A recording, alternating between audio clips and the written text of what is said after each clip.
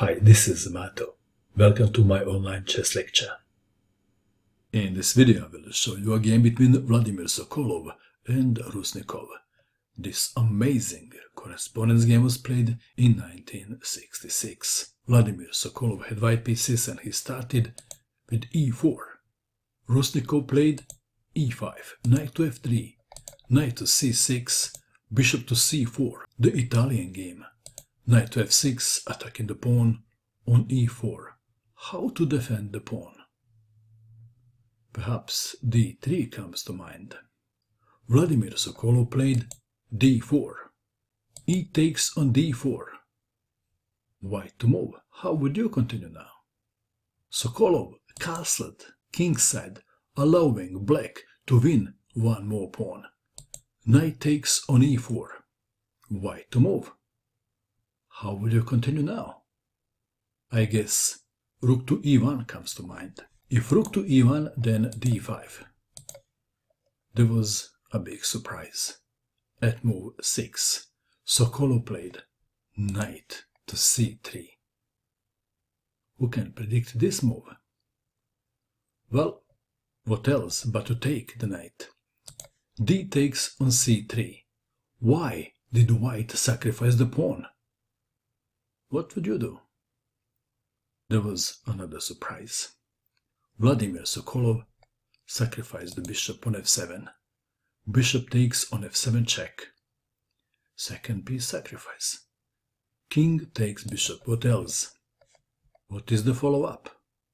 Sokolov played queen to d5 check. Black to move. King to e8. Very natural move. King to f6. Believe it or not, would offer a better resistance. But who wants to have a king in the middle of the board? King to e8. Rook to e1, pinning the knight. Bishop to e7. Rook takes on e4. d6.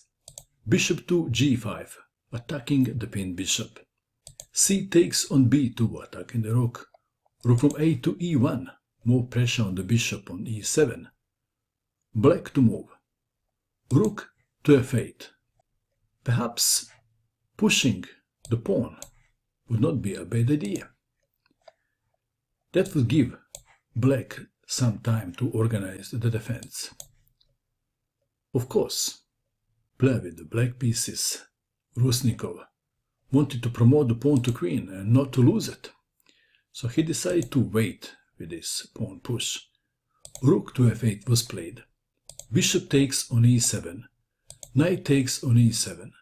Queen to h5 check. King to d7. Knight to d4. c5, attacking the knight and vacating square for the king. Queen to g4 check. King to c7. White to move and to play the obvious. What is the obvious move? It is rook takes knight on e7 check. Queen takes rook. Rook takes queen check. King to d8.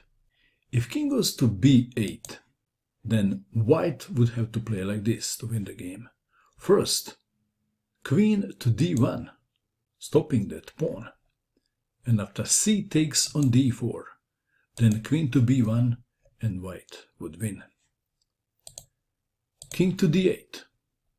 White to move. How would you continue now? What is the best move for white? Sokolov played queen to g5, threatening some kind of discovered check.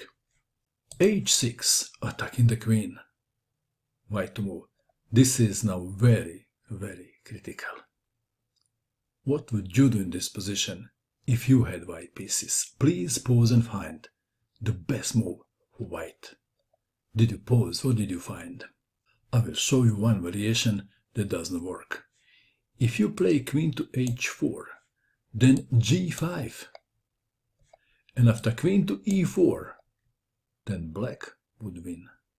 Can you see how black wins? Then pawn is pushed and promoted to queen check. And after queen to e1, queen takes queen check, rook takes queen, c takes on d4, and black is winning. back to our game. So, how should white continue? White played a move and black resigned.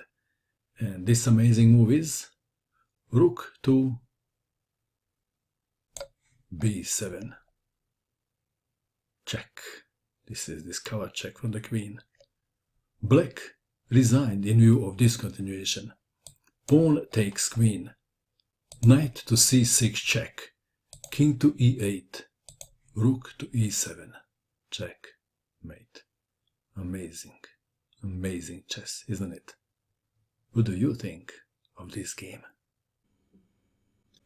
And that is all. I hope that you enjoyed watching this video. I wish you good luck with your chess, and bye for now.